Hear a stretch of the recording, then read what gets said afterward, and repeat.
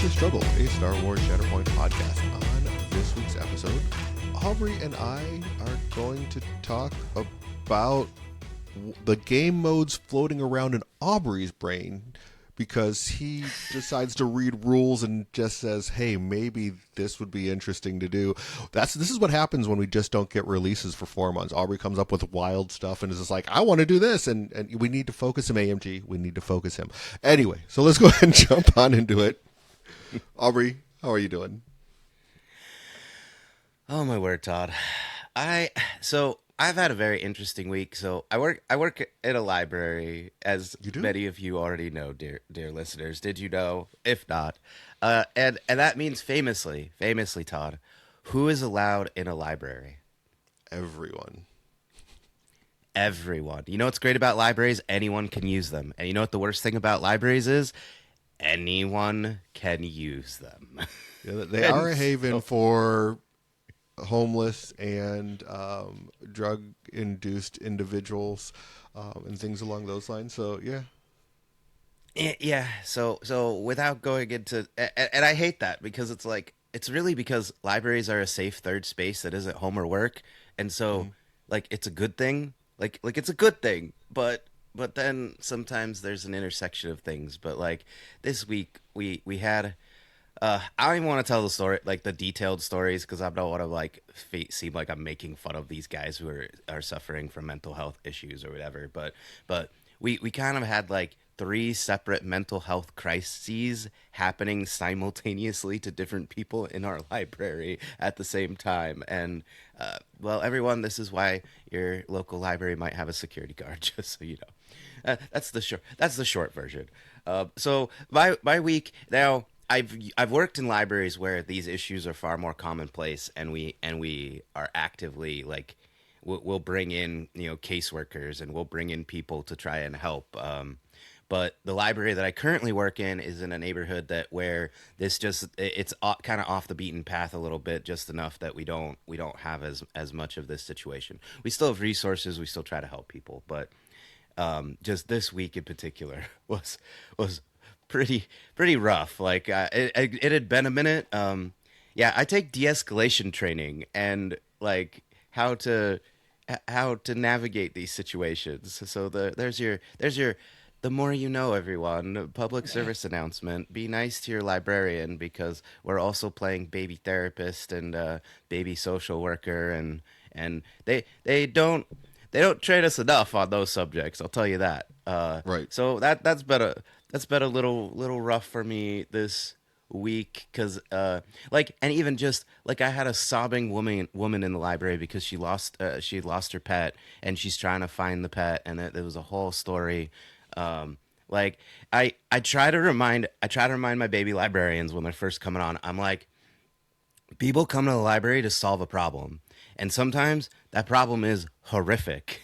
You Right. get people who are going through a divorce, going through a bad situation with the courts of what for whatever reason, and they're doing government paperwork. Yeah, Todd, I guess so many people sending you paperwork at my library, you specifically, because you're the entire federal government, right? I am. I am. Yeah, so it's amazing to me. If you had told me what my job was about, I would have been like, well, helping people find things that they want to read. You want to know how often I do that, Todd? I do that like maybe 5 times a day. You know what I do all day? I teach people how to use computers. I teach people how to use a fax machine. I teach people how to use a copier and a printer and a scanner. And I explain to them how all of those machines work and how the government works and how bureaucracy works. And I have to explain that over and over and over and over. Yeah. I mean, I've worked for the government in one way, shape, or form for 20 years now, Aubrey. I understand having these conversations for sure. So, Yeah, yeah. I was like, Todd's like, yeah, I get to do it on the other end. I'm the one right. helping them directly. Yeah, yeah, Yep. Todd. I know why your job must be difficult sometimes because I'm the one helping them send the paperwork to you, and let me tell Mhm. you, they don't know what that means. Yes. Yes, I know. It's Uh, interesting. But yep. so how are you, Todd? Good, good. Like I said, I mean, I've been busy, of course, non-Shatterpoint related things. Like my 15-year-old got her learner's permit. She's going through training to be a lifeguard. So like all sorts of like life events happening with a teenage daughter is interesting because like like she's got her first job basically because she's going to be a lifeguard for the city pools out here in Arizona over the summer, which will be like her first Oh, she got real it. job. Well, she's in training. She still has to interview for it and everything like that, but I don't see how she wouldn't get it type of a thing, especially like Sure, sure. not to sound like a jerk, but looking at some of these other kids, I'm like, oh yeah, you're a lot smarter than this person. Well, I mean, So, yeah, it's your kid, Todd. Come on, right, I've met your kids. They're right. pretty sharp. So I have a feeling that Uh, she'll do fine with it. But yeah, she's finishing up. I think today's the last day of her training. So it's like, and she had to. So she goes to training from like 9 in the morning until 4 in the afternoon. So it's like a 7-hour day of training for like a 15-year-old girl. So it's interesting that's to sit there and to see her response to this. Yeah, like working almost a full day of work. Oh man. Oh, okay. Okay, everyone. So apparently we're doing Shatterpoint Dad's podcast today because I got to learn. Well, not learn. That's silly. I got to teach my child what happens when you keep leaving your lights on or leaving your radio on and jumping your car over and over and over when it has a 3-year-old battery in it, because you just got the car from your family member who you passed away and now you have a car but it's old and was sitting for a while.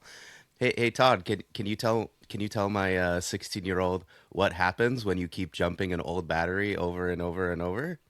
Well, the battery dies, and more than likely your alternator and starter are going to die too. So there's a lot of things that can happen with that electrical system. More than likely, you're probably having to replace all three at some point in time if you're sitting there letting it die over and over again. Yeah, yeah, and this is the one that doesn't have ADHD, and I'm like, dude, like, but I know exactly what happens. It keeps happening at school, and I've learned, my child has been giving me grief about getting him to school, quote unquote, late, just because Hmm. he wants to be early. He's like you, Todd. Early is late somehow. Hmm. You people. I don't know. I don't know. Oh, I mean, I also don't know how to be on time, but that's a different problem.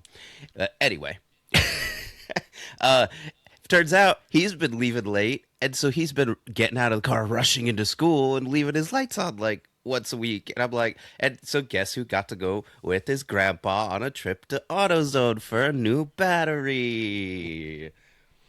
He's like it's just the battery. The way he keeps leaving his lights on. This is like he's done this like what 4 or 5 times now.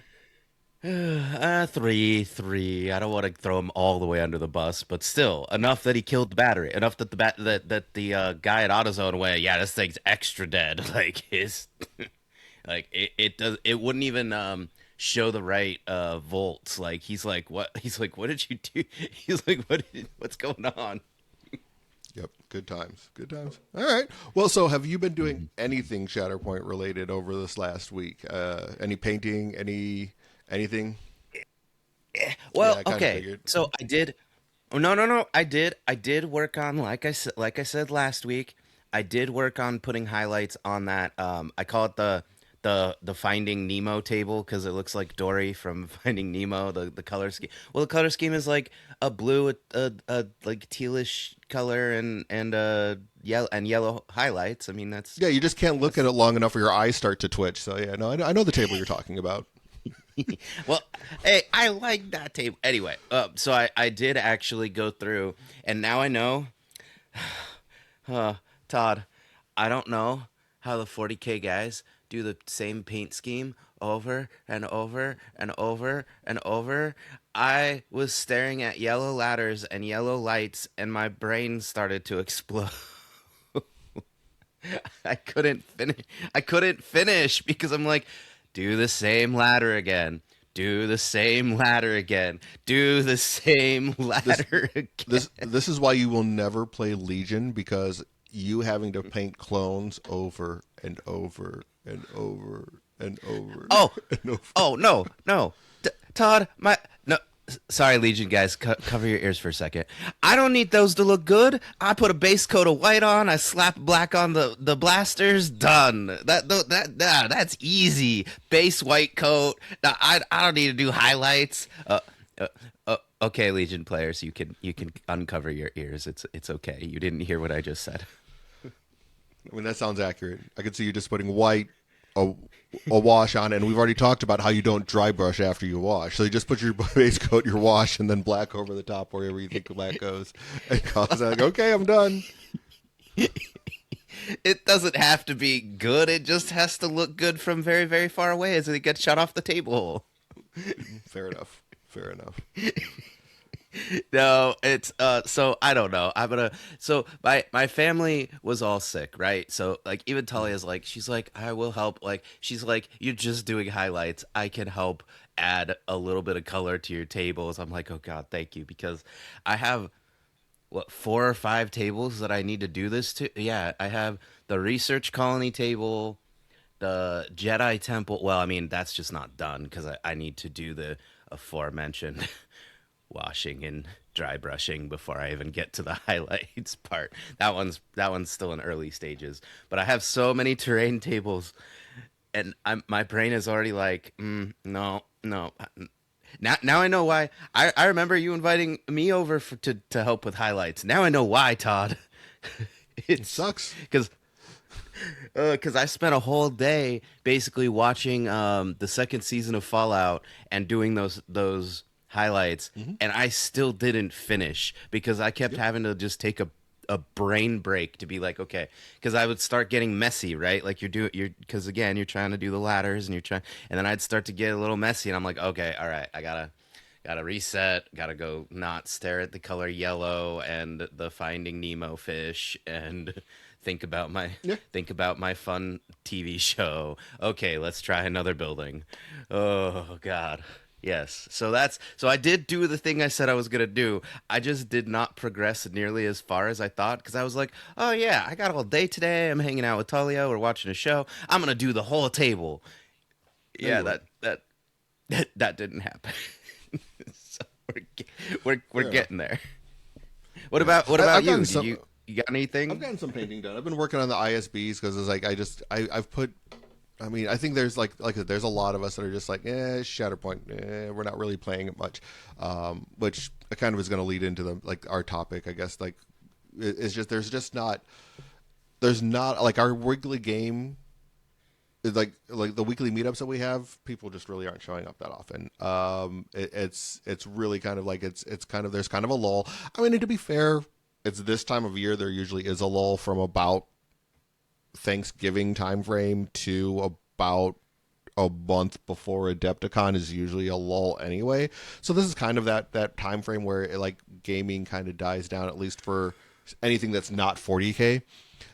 So that's kind of what we've seen here. So I'm kind of like I haven't really been painting a lot of Shatterpoint stuff. So I was like I have the two ISB that are like sitting to a point where it's like okay, just need to do like start cleaning them up and start doing like some of the highlight work, things along those lines, and like start working on raising some of the values on some of the other colors. So that was like where I started working on those guys because I'm like I need to start like working on picking those guys up and getting them kind of cleaned up a little bit. So that's kind of where I am, is like working on that and playing around with that stuff. Oh, I do have one more funny thing. So I've still been kind of chatting with Sarah Cruel and Pure about um, imperial lists, and so Mm-hmm. I was like, because I'm still kind of like I really do like playing with the full Inquisitors, but you feel the pain of being down 2 bodies because you're doing 2 single model supports, even though they're good supports, but that can only you can only do so much. And then I had to go finally. Everybody's gonna laugh. Hey Todd, what box did I finally have to pick up to unlock some more Imperial synergies and to do a non-Inquisitor list? A box that everyone else who plays Empire probably has already. I'm assuming it's Vader 2. Oh no, I had Talia wanted to play I'm with trying to think of. stormtroopers. Okay, That's a good guess. What boogeyman of the format does Aubrey still need to assemble now? boogeyman of the format that you need to assemble. Is it Well, Iden? not anymore. Yep, Iden? there you go. Do you know if I you ever didn't had have the the Iden box? I never had the Iden box from the whole time in her heyday. Well, because I was only playing good guys and Maul and Mother Talzin. We'll not talk about that. Like I refused to play the competitive Empire list. So I was talking to them about lists, and Chris kept giving me like kind of interesting options, and I was like, wait, why this choice or why that choice? And he's like, oh well, I know you don't have the Iden box, so I was trying to avoid uh like making a list with that squad, and I'm like, I'll go get Iden, 2 years after she was on top of the meta. So She's still I went and great. got. Yeah, no. What I'm looking at now is just continuing this journey of I'm gonna try a Vader one Iden list, but I think I have two ideas. Obviously, I could just play some variation of what Chris had at LVO. That was an excellent list, right? Hmm. Or another thing, another couple of things I could try is having Iden and Grand Inquisitor, and then have the 5 point Vader, and then some combination of like you would have to give up like that list kind of gives up some of the synergy from Iden because you wouldn't have Scout you like because you'd have to have what like ISB and then one of the Inquisitors, probably fifth brother Riva, and that. So like that's Hmm. like giving up a lot of her efficacy and just using her as an extra wound, like to press the advantage. I don't know if that's Right. good or not. Like this is me just making up stuff. And then some hybrid, and then I've also tried to think of some hybridization of like half of Iden's list and half of an Inquisitor list. Like I don't think these are good, mind you. Don't ever nobody listen to me and think these are good ideas. This is me just trying to chase the I want to try things because I haven't played with a lot of well, I haven't played with a lot of Empire, right? So Hmm. um I'm thinking of some list where you have Iden and the ISF and like Riva and then like Vader Jedi Hunter something 3 points and then like fifth brother or something on the other side. So it's like half Inquisitors, half Iden. Again, I don't know if that would work, but it scratches my itch of still trying to make Inquisitors work. And then probably eventually I'll be like, okay, fine, I'll go play Chris's list because of course it's fantastic, and you could stop making fun of my bad lists. Makes sense. I mean, it makes sense. I mean, like, and it's hard to sit there and go that route too. I mean, for it to be fair, so it's like it's hard to like find an Empire list that's going to kind of like hit all the Inquisitor synergies and still be Iden. I think you're going to have a difficult time there, but give it a shot, see what happens. This is one of those things where we were kind of talking about this before the episode dropped because I was trying to listen to coordinated fire, right? It was coordinated fire that released the episode about the new mission, Hmm. and like I'm following along, and I think sorry if I got the wrong podcast. You're all starting to blur together. Shatterpoint, cats Shatterpoint. Um, but they were explaining like the mission, and like it's enjoyable, and it's a good conversation, good analysis. But I'm sitting there going, I don't understand, and I'm not going to understand until I put the mission on the table and play through it. Like I'm not gonna grok it, and this is where I can look at these Empire lists all day, and obviously I can see what Chris is saying, and we watched his performance at LVO, like again, like all of this, but it's not gonna be fully in my brain until I put it on the table, even if it means getting shot back off the table because I put too many goofy things in the list, but yeah, just just is what it is. Fair enough. Fair enough. But yeah, I mean, like I can see that. I mean, like there's a lot you can. I think like that's a nice thing about Empire is like if you don't restrict yourself like you're trying to you're kind of restricting yourself like with trying to do like an all Inquisitor list. I think if you don't restrict yourself with like that kind of that kind of a thing, I think you can really have some fun stuff that happens there. You can really have some. You can really kind of explore a lot because there is a lot of pieces to Empire that allow for some great creative list building. If you're not going for hyper competitive and you're not going for like super synergistic, like hyper focus synergies, then you can kind of do that. Like if you're trying to hyper focus on like stormtroopers, it's really hard to make a good list. But I think you can sit there and play around with it and have some fun. Yeah, this is kind of the precursor to what we're gonna talk about today.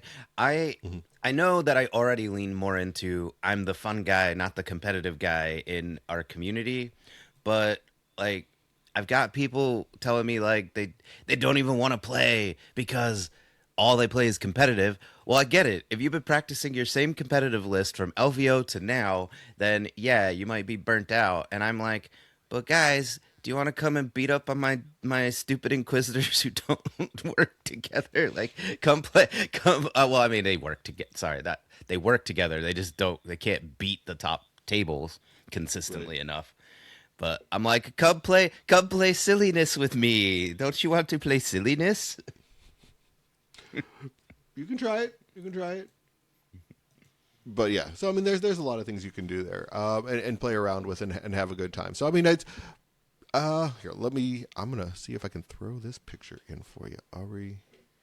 I Oh, have an idea for a list for you. Oh, I don't think it's gonna work. oh. Todd's scheming. So Everyone, he's scheming in real I time. am. So here's the list I have. I'm gonna break it down for you that I think you'd enjoy. You go with Vader one, Third Okay. Sister, ISB, Moff Gideon, Death Trooper Escort, and Fifth Brother. Ooh.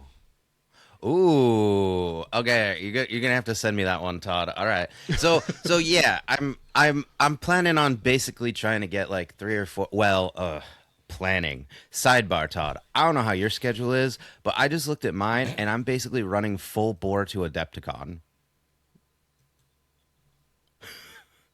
Right. No, I'm right there with you. I mean, it's the like I said because we got so next weekend we have Scorched Earth, right? To run Hmm. that. There's a new game store. Player Draw opened up their second location. I have people hitting me up in Discord saying, "Hey, you should start running Learn to Play events over there." I'm like, Okay, yeah, when I have the time for that." Oh, by the way, I have a kid that with all the kid stuff I have going on and everything along those lines between 15-year-old getting her permit and starting a job, 9-year-old running club track and having track meets. So like after next weekend, I have 2 straight weekends of track meets with my 9-year-old. That's all day Saturday events. So it's just one of those things where it's like, man, your life gets busy, and it's like finding time to game in between just never works out. Plus, like, yeah, plus prepping for Adepticon, making sure all the equipment's working, trying to figure out how we're gonna pack and get it all there because and we couldn't get a we could have gotten a direct flight, but like for the purposes of finances for like some of the other guys and stuff like that, it's like didn't want to sit there and spend an extra $200 to have a direct flight. So we have like flights that have layovers. It's like the like any time that we're not we don't you don't have a direct flight and that like things are going to be changing from one plane to another. It's like, oh my god, I hope our bags actually get to the location and everything along those lines. So it's like the stress of like that, like Don't sitting say that out sitting over, loud. dude, like that doesn't matter. That's the stuff that's in my head anyway. So there's those, those all those types of things. So yeah, no, like running into Adepticon, like as we're moving forward, that like we're what, a month away from Adepticon, just about. It's yeah, almost exactly a month away from Adepticon. It's like, okay, yeah, we're like, yeah, this week will make 4 weeks away. So Yeah.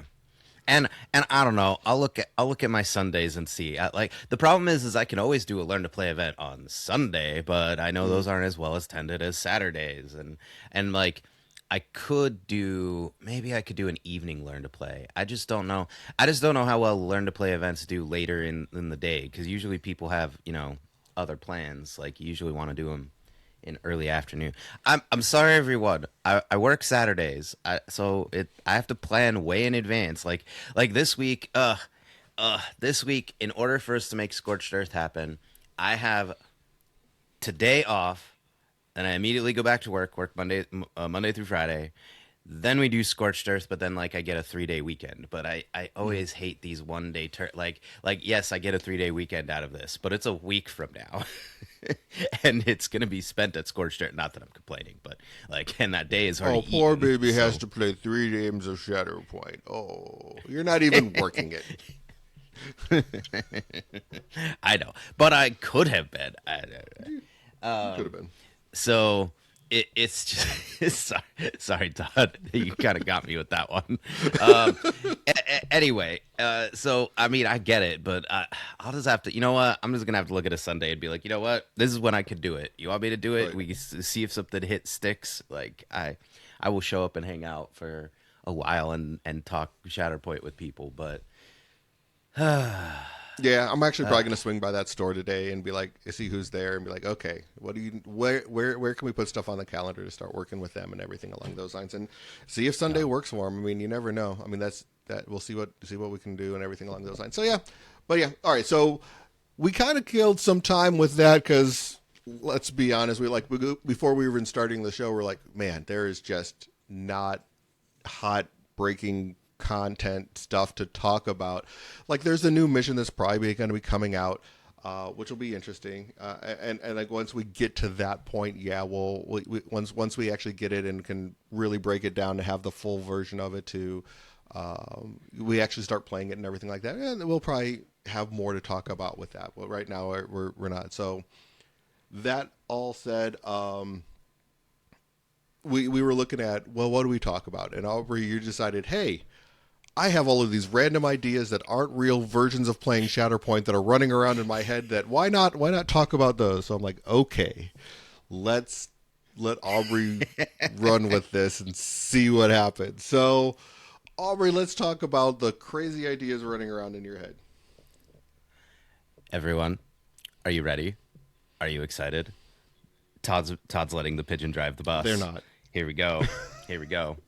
All right. So I've always been thinking of different ways to play Shatterpoint, and I know, and I want to preface this with, I'm not trying to replace key operations or the campaign or galactic encounters. In fact, some of my ideas are inspired by those game modes, but I also know that I'm trying to create these ideas, and this emphasis is like I'm trying to create something quick where you don't have to like pull out a whole separate rule book, learn this alternate version of Shatterpoint and go into it, because sometimes when you're wanting to play for fun and you're not wanting to play competitive, running into a galactic legend or a key operations might feel like just as much work as trying to test a competitive list or get all of your lines of play together, and and you're doing like the analysis back and forth where like maybe you're playing out your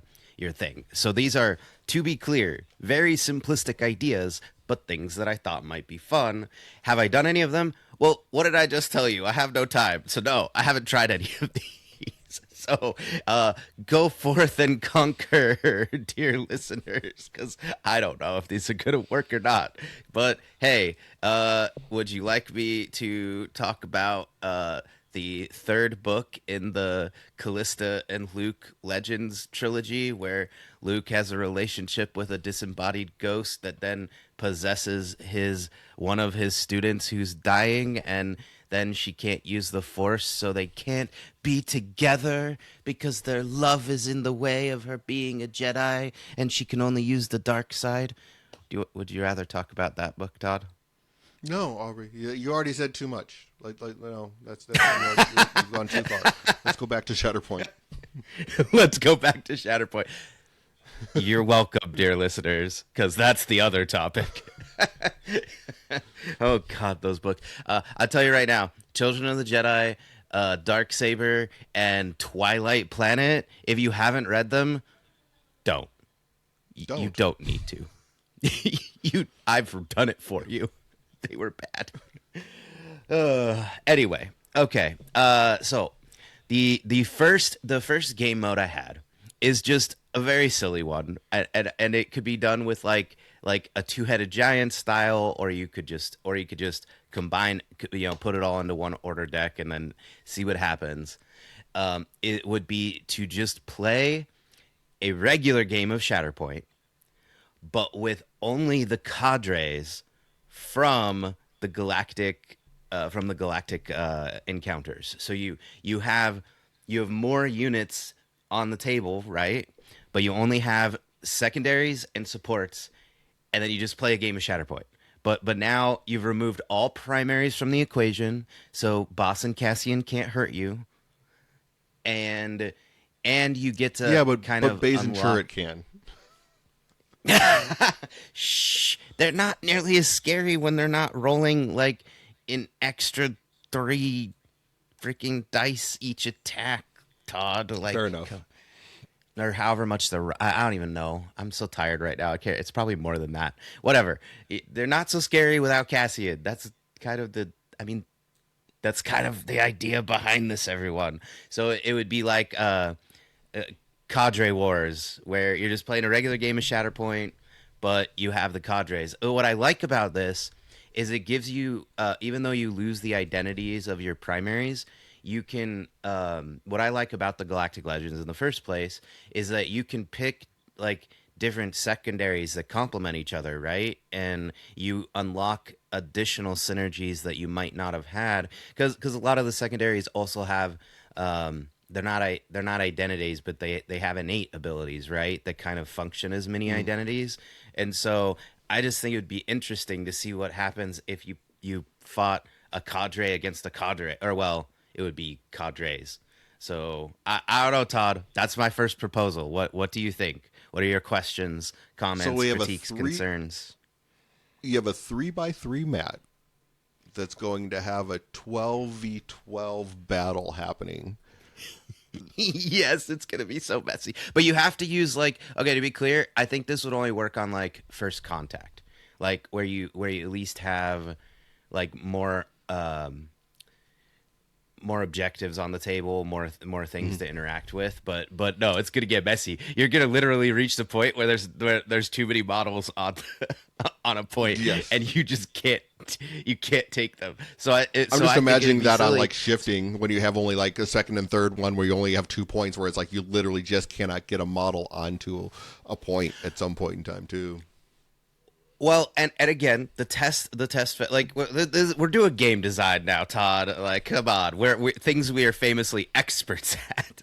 Oh yeah, um, totally. yes, and so like this may be a thing where you only play one struggle, right? Like Mm. you don't play like struggles 2 and 3. Like to be clear, this might just be you play while there's only 5 objectives, because this just gets annoying when you drop down to only 3 objectives. And a lot of these ideas, I will warn you, everyone, is me just turning Shatterpoint into Smash Brothers, because a lot of them really just lend themselves to kind of less objective based and more killy, because I think Oh that's yeah. what's just going to happen from the ideas. Oh yeah. I mean, I would love to see it almost as like a battle royale type where it's like you could go a free for all with something like that. Like you just bring like, you bring your cadre and like it's like free for all. Everyone goes and kills each other and see last man standing type of thing would be interesting. I think with something like that because then like That you was the next dynamic like that. idea. You, Fair enough. we're gonna talk. I like to We jump in. talked about this before the episode started.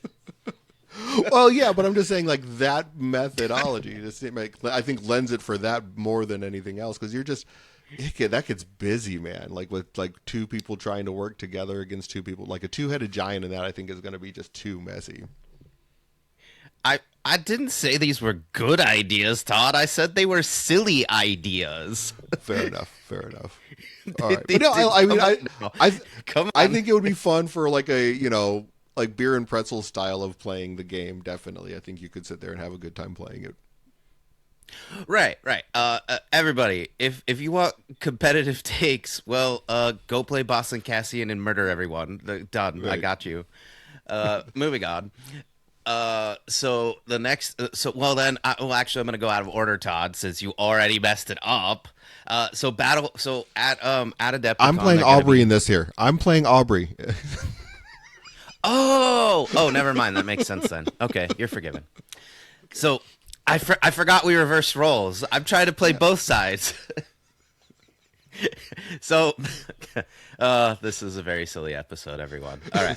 So then the next idea was yes, a battle royale. I don't want to wait. I don't want to wait till Adepticon, guys. Y'all don't want to play Shatterpoint with me, so I'm giving you more ideas. So, so I don't know what they're. I have no knowledge of what Battle for the Sands is. I don't know, but an idea that I got because we've talked about this before, right? Like we've talked about what multiplayer Shatterpoint would look like. Like we talked with Steve, back when IO was a thing. So it's been a minute.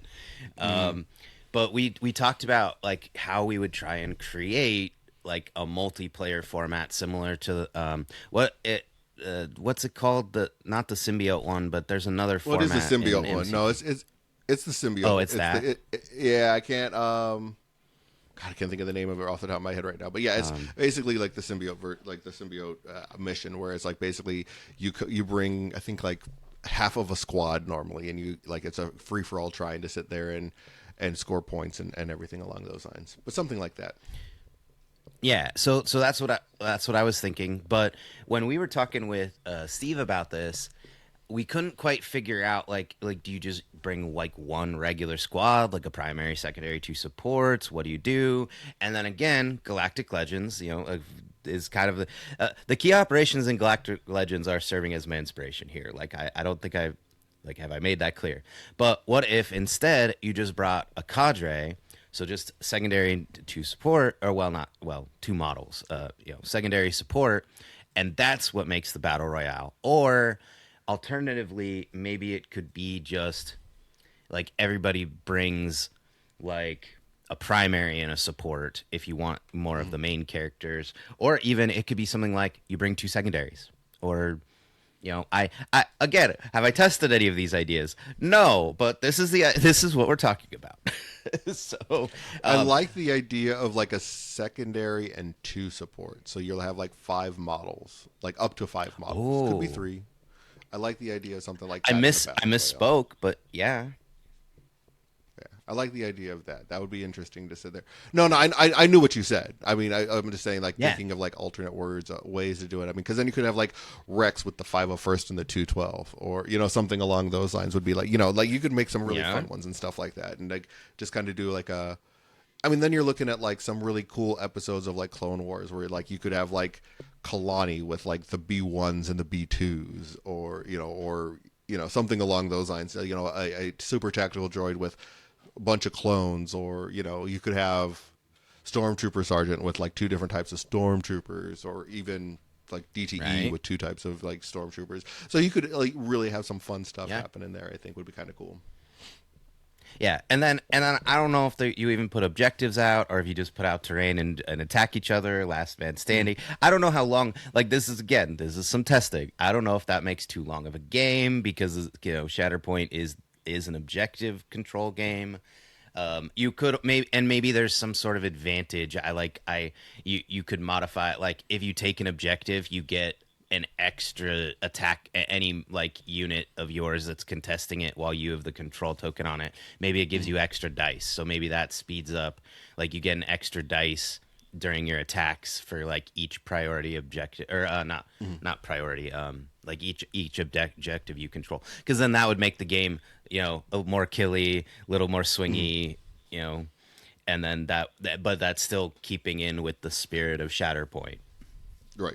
I think. I mean, and I think you could play around with a lot of different things. Like let's say you have like a set amount of force or something like that, and now you can use force to like similar to like an MCP, where like maybe in some of these ways you have like multiple objectives across the board, but instead of having objectives that you go and secure, like maybe these are objectives that you actually pick up and use force to sit there and pick them up, or you use an action to pick them up, and then you can like trying to sit there and move the objectives from one location to another. Like you have a home base type of a thing to bring the objective to, and like so it's a free for all trying to stop people from taking these certain objectives and getting them to their quote unquote base. See, okay, Todd, now you're just reading my mind because I didn't even tell you my next idea, and you just took my next idea again. What's going? Is this what I do to you? Yes, yes, that is quite a bit. Yeah, yeah. Oh, okay, all right, fair. All right. Anyway, no, because my next idea was like, not capture the flag, or That's maybe kind it's of capture capture. the No, flag. yeah, capture. Yeah, it's capture the flag, where you're standing on a line and you're running and you grab the thing and you come back. That's Hmm. Hmm. right. Yeah, you're Okay, and then capturing you the pull your enemy's flag and bringing it back to your yeah, base, type yeah, of a yeah, thing. yeah, yeah. Yeah. So yes, that was my next idea is that again there's an objective somewhere in their deployment and you have an objective in their deployment and you're trying to get there and maybe there's some sort of like extra like I don't know like if you're controlling so like there'd be like a priority token and that's the flag right but then like if you control objective like your units get steadfast like automatically like they get steadfast so like they have to like move up the board and like take control of objectives before they can take the flag. I don't know. This one's a little more murky because like I said I didn't talk to you about this one beforehand. It was just another idea I had in my head. So this is why we talked first on because this was an off the cuff episode idea. But I don't know. Again, What do you Aubrey, think of that? I'm trying to make this go off the rails. I'm playing Aubrey today. I'm making things go off the rails. I'm Aubrey right now. Come on now. No, I don't like this game. I don't like this game at all, Todd. What's happening? But anyway, capture the flag. Focus, Todd. What do you think? Some kind of you have to get the objective back across your to your deployment or something. No, I definitely like that. I mean, especially because like in being an MCP player, I do like the idea of having a game that has the pick up and move objectives as well as you can go and stand on the objectives. So I like a lot of that. I know that it's probably a little more difficult to have something like that in Shatterpoint just because of the way that the game was originally designed. But I think as an alternative game mode, it would be pretty interesting to sit there and have like something that has that as an alternative game mode. I mean, they can even add stuff like that into the different ways of playing, like key operations and stuff like that. I think there's something similar to that in key operations, and you can kind of take that a little bit. I think in one of the missions in key operations there's something like that, if I remember correctly. So you can definitely play around with like those types of things, and you can take bits and pieces from each one of like between all of the different game modes that they have. I think you can pick and choose different rules that I think would really make some fun and interesting type of games to play and things along those lines. Oh yeah, yeah. To be clear, some of these ideas were also inspired by me going through the key operations and being like, oh, like what is the? Because it's just like the problem I've kind of had with key operations is the well, I mean, even I did it wrong. You had to read me the campaign rules before because I read them wrong. Like I just missed the whole page that I apparently Literally 2 pages, I ADHD think. Yeah, I think like the last two right. It was pages. bad. So then yep, that's my life. And so like sometimes I get people that they're a little intimidated because like key operations is a completely different way of playing Shatterpoint and you do need to kind of understand spoilers everybody. If you're going to Adepticon and you're planning on playing in the con pane, read the key operation rules a few times because I don't want to say it's unintuitive, but if you have a decent grasp of the Shatterpoint rules, you might get caught off guard because it does require you to think about the game a little differently. So like that's I would my highly other recommend PSA. playing one of the key operations missions. Like get a friend, and like play one of those missions, or find someone to play one of those missions. I mean, there's 6 different missions now for key I think operations. so. 5 or 6, yeah. Yeah, so you can definitely go and like find someone to sit there and play one of those, so you have that fresh in your head on how to play those and things along those lines. Yeah. Yeah. So, all right, Todd. All right. PSA time over.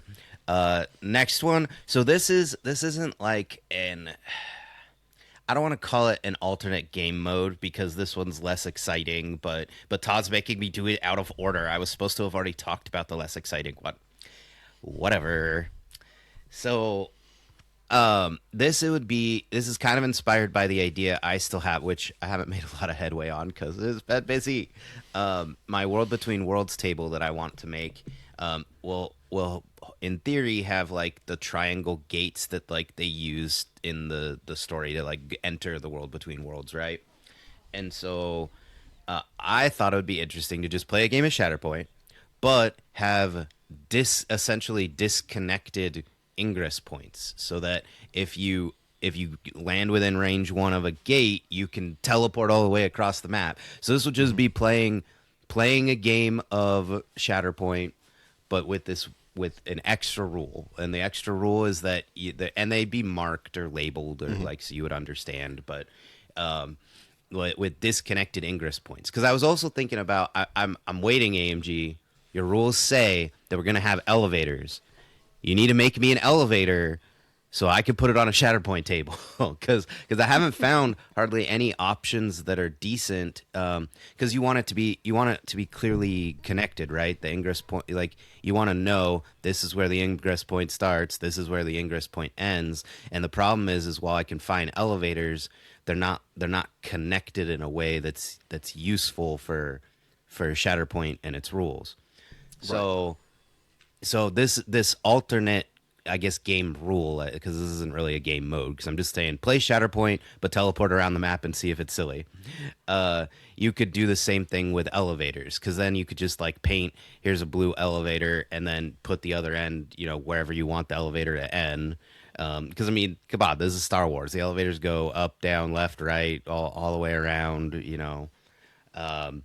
So basically, play the game, but try to teleport your models around the map and see if silliness happens. Because then I'm thinking of slow characters that we don't see a lot of play because they can't get across the map. It might be interesting to see if this hilarity unlocks our slower friends. There is that. So one of the other things, like I was thinking, because there's a mission in Shatter or an MCP, which is called Portals, and basically what it is, there's three separate portals, and you roll a dice, and depending on the face that you get, either you get to decide which portal you go to, or your opponent gets to decide. So like if you get all good stuff, you get to decide What? where you go, and if you don't, your opponent gets to decide. So I think that would be something that you could sit there and kind of easily just carry over. Is like, okay, you have four different portals throughout the game, the mat, and you go into one, you interact with it, whatever. Maybe you use an action, or if you end within one, you can sit there and use that portal. You roll. If you get, I don't know, like you'd have to use the 8-sided dice for it, but if you get like The attack one of dice, whatever, if you get the good, if you get like crits and hits, you get to decide where it goes. If you get failures or expertise, then your opponent gets to decide which where Oh you go, type God. of a thing. I don't know if I like that. Maybe it's only three portals, and then we use the defense dice because it's even. I don't know if I like that scary. Yeah. Yeah, that's the other way you could do it, is Okay. just mark the portals with like a different like with a different face, and that's where it goes. But you know what? No, that's kind of my point. Is if you're not out there playing 15 different games, looking at you, Jared, uh, like you might be feeling like kind of lost right now because you're like I've locked in my list for Adepticon. I locked it in 4 months ago. I've been playing it since then.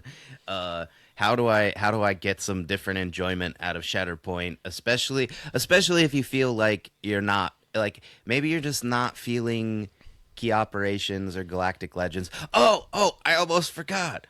I forgot one game mode, Todd. Okay. Anyway, I'll finish my thought. My point is that if you're not if you're not feeling these particular game modes and you still want to play some Shatterpoint and have some fun, like that was my goal. But now I have one more for you, Todd. I almost forgot. It's the best one. Okay. Are you ready? I think so. You just play Galactic Legends, but everybody has a Galactic Legend. The- Three Galactic Legends trying to beat on each other. And I'm pretty sure this just results in and I don't mean play Galactic Legends, because then it would be two bosses to get, ganging up on one boss. I mean, like a 4-player or a 3-player free for all, where you're just on the map beating on each other with the Galactic Legends. So do you still get your minions? Yes. Just Okay. forever. You just use the Galactic Legend rule and you're just beating on each. I told you I wanted to play Super Smash Brothers Shatterpoint edition. You're just beating on each other with the bosses.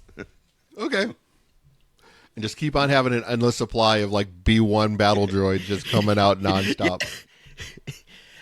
Would this work? I have no idea. Would it be hilarious to see? Absolutely. Yeah, this is the game that never ends. No, because somebody's gonna go down with an endless supply of minions. Somebody's gonna go down. Fair enough. It's just that's hilarious.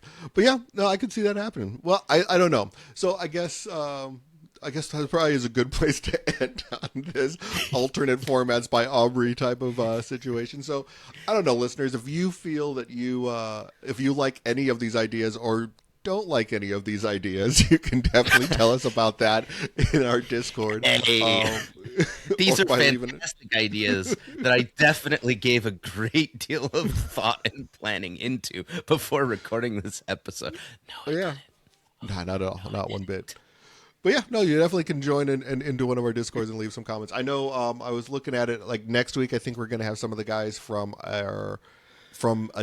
that are going with us to Adepticon to come on the episode and talk with us. Because like Jake and I were just realizing that him and I have never actually been on the podcast together. We've been on stream together, but never actually been on the podcast together. So, right?